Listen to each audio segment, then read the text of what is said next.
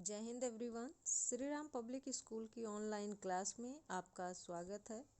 मैं साधना द्विवेदी। पिछले वीडियो में मैंने आप लोगों को हिंदी व्याकरण का पाठ 18 पढ़ाया था, जिसका शीर्षक था अनुच्छेद लेखन यानी पैराग्राफ राइटिंग।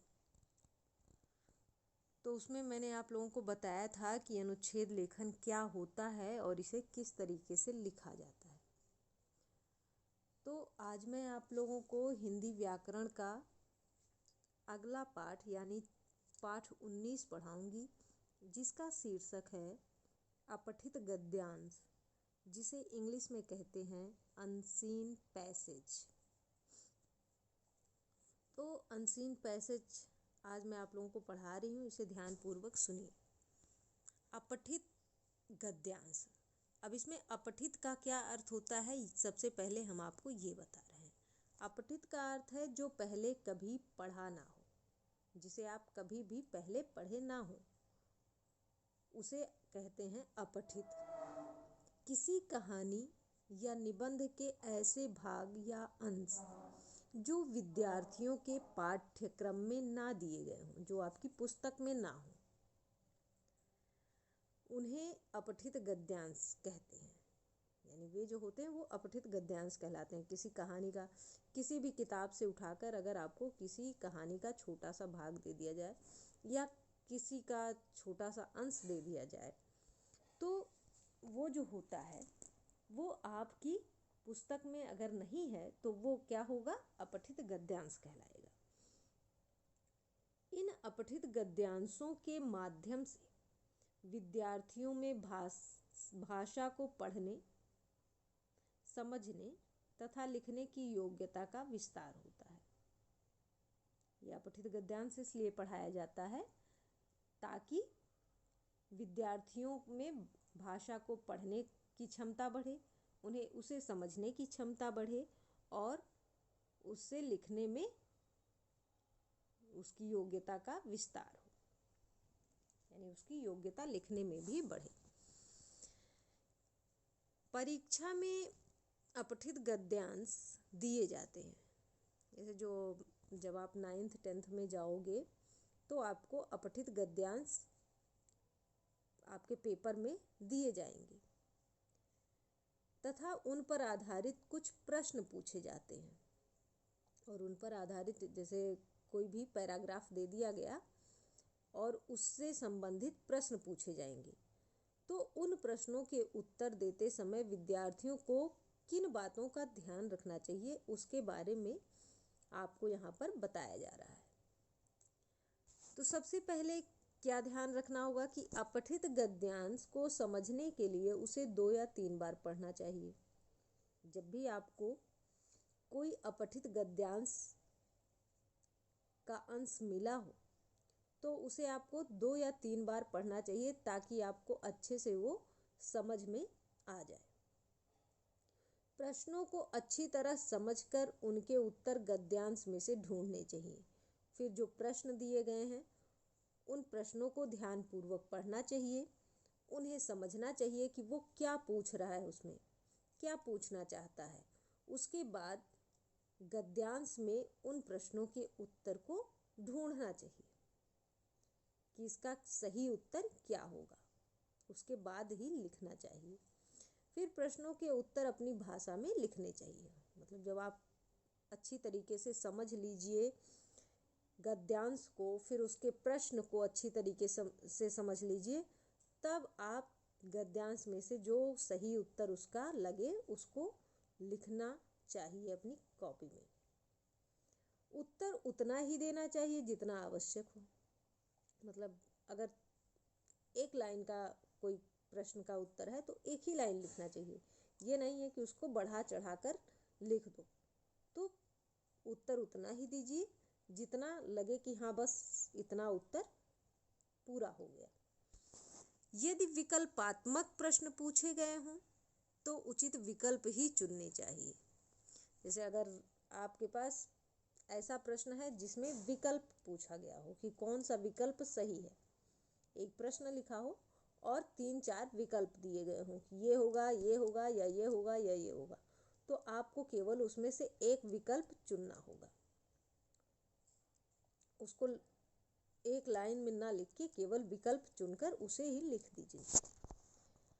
अब देखिए, उत्तर सहित अपठित गद्यांश के कुछ उदाहरण पढ़िए। अब यहाँ पे आपकी बुक में कुछ अपठित गद्यांश दिए हैं, उनसे संबंधित कुछ प्रश्न दिए गए हैं।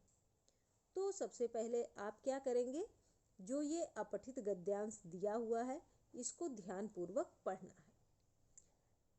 तो हम पढ़कर आपको बता रहे हैं। देखिए, एक दिन बादशाह अकबर के दरबार में एक चित्रकार आया। चित्रकार तो आप लोग जानते ही होंगे, जो चित्र बनाता है।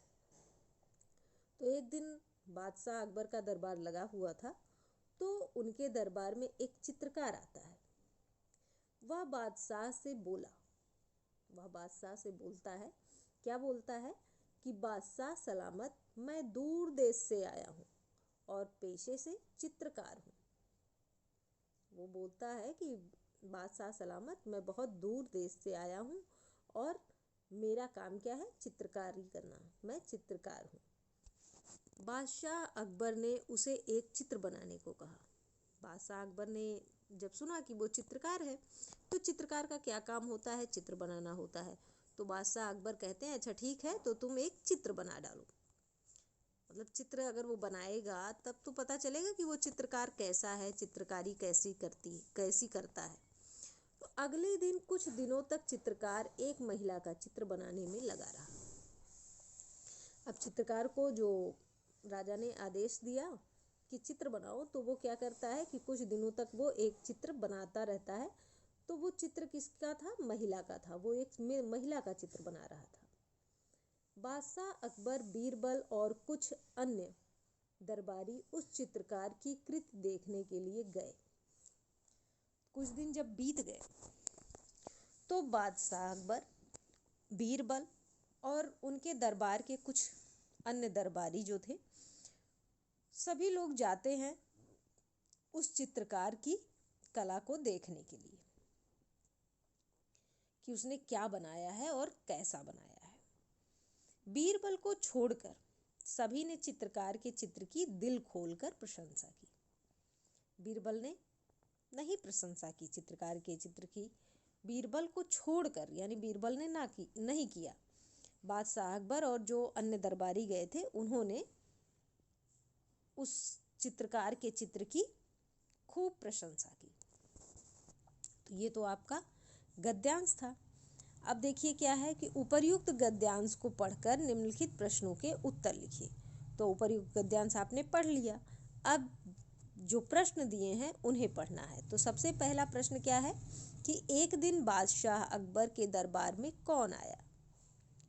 तो सबसे ऊपर ही लिखा है कि एक दिन बादशाह अकबर के दरबार में एक चित्रकार आया। ठीक। फिर दूसरा प्रश्न पूछ रहा है कि चित्रकार ने बादशाह को क्या कहा। चित्रकार बादशाह से क्या कहता है। तो चित्रकार ने बादशाह से कहा कि वह दूर देश से आया है और पेशे से चित्रकार है। तीसरा, चित्रकार ने किसका चित्र बनाया। चित्रकार ने एक महिला का चित्र बनाया। चौथा प्रश्न पूछा गया है कि चित्रकार की कृति देखने के लिए कौन कौन गया। तो इसका उत्तर क्या होगा कि बादशाह अकबर, बीरबल और कुछ अन्य दरबारी उस चित्रकार की कृति को देखने के लिए गए। फिर नेक्स्ट क्वेश्चन है कि चित्र की प्रशंसा किसने नहीं की। तो बीरबल ने चित्र की प्रशंसा नहीं की।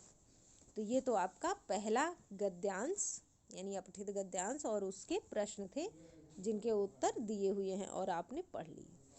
दूसरा अपठित गद्यांश दिया है, हमारे देश के झंडे में 3 रंग है, इसलिए इसे तिरंगा कहा जाता है। तिरंगे में सबसे ऊपर केसरिया रंग है। तिरंगे में सबसे ऊपर केसरिया रंग है, वह बलिदान का रंग है। बीच में सफ़ेद रंग है जो शांति का प्रतीक है। सबसे नीचे हरा रंग है जो हरियाली व उन्नति का प्रतीक है। इसके बीच में एक चक्र होता है जिसे अशोक चक्र कहते हैं।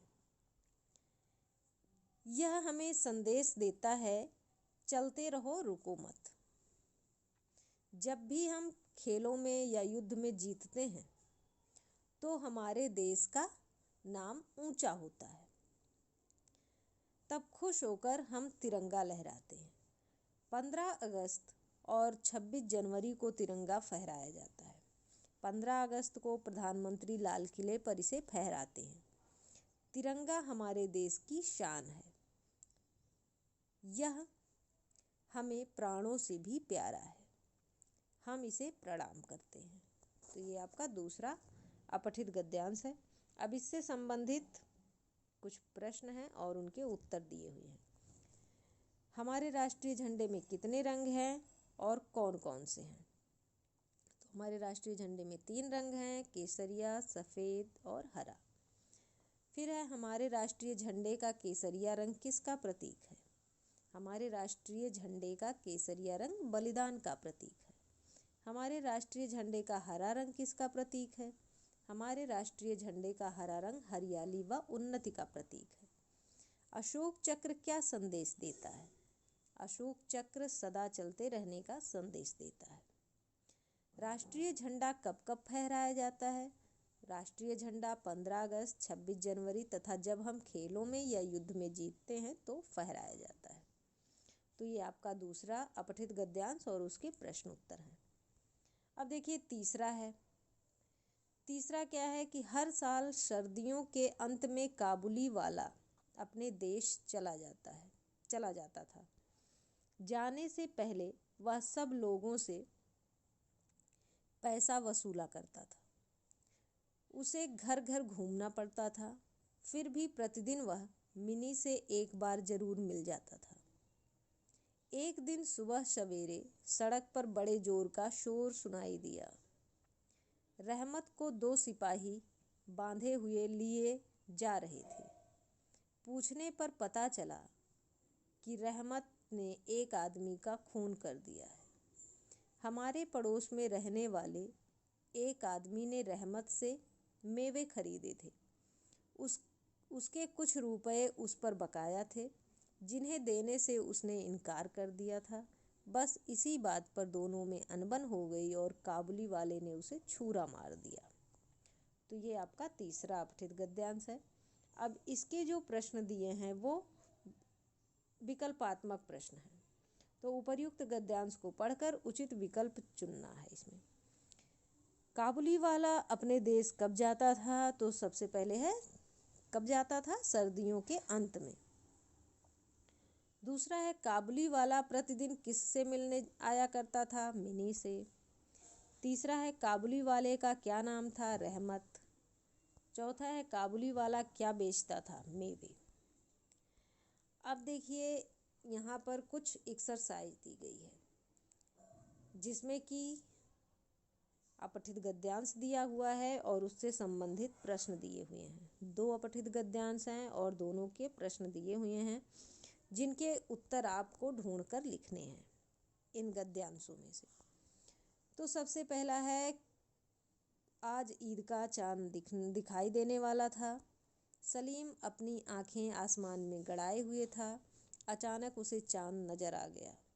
वह दौड़ता हुआ अपनी माँ के पास, यहाँ ने लिखा है, ने गलत है, माँ के पास आकर बोला, अम्मी अम्मी कल ईद होगी ना? देखिए चांद दिख गया। माँ ने मुस्कुराते हुए कहा, हाँ कल ईद होगी। सलीम बोला, अम्मी मेरे नए जूते अभी तक नहीं आए। आपने कहा था कि ईद से पहले दिला देंगी। यह सुनकर माँ उदास हो गई। सलीम के पिता की मृत्यु के बाद वे किसी न किसी तरह अपने लाडले बेटे की हर ज़रूरत को पूरा करती थी। इस ईद पर नए कपड़े तो जैसे तैसे मिल गए थे, लेकिन वह जूते कहाँ से लाए?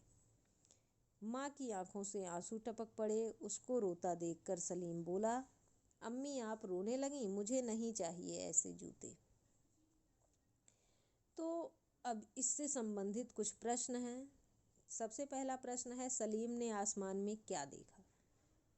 तो इसका उत्तर सबसे ऊपर ही दिया हुआ है कि सलीम ने आसमान में चांद देखा। सलीम को ईद पर क्या मिलना था? सलीम को ईद पर नया जूता मिलना था। अम्मी उदास क्यों हो गईं? अम्मी उदास इसलिए हो गईं क्योंकि वे सलीम को नया जूता नहीं दे पाई थी। निम्नलिखित शब्दों के दो दो पर्यायवाची शब्द लिखिए। पहला है आसमान और दूसरा है चांद। दोनों का पर्यायवाची शब्द लिखना है, वो भी दो दो। तो आसमान का होगा आकाश और गगन, और चांद का होगा चंद्रमा और शशि। तो ये दोनों हो गया। फिर है लास्ट प्रश्न कि गद्यांश का उचित शीर्षक लिखिए। अब गद्यांश का उचित शीर्षक हम क्या दे सकते हैं इसे? तो इसमें सबसे ज़्यादा ईद के बारे में बताया गया है, तो ईद ही इस गद्यांश का शीर्षक हो सकता है। तो आपका पहला गद्यांश कंप्लीट हो गया। दूसरा है कौवे की काँव काँव सुनकर बच्चे कौवे पर ढेले फेंकने लगे। कौवा जान बचाकर उड़ा और आम के पेड़ पर बैठ गया और बोलने लगा काँव काँव। कौवे की आवाज़ सुनकर चिड़िया भी अपने घोंसलों से बाहर निकली और कौवे पर चोंच से हमला कर दिया। उसी पेड़ पर कोयल कूक लगा रही थी।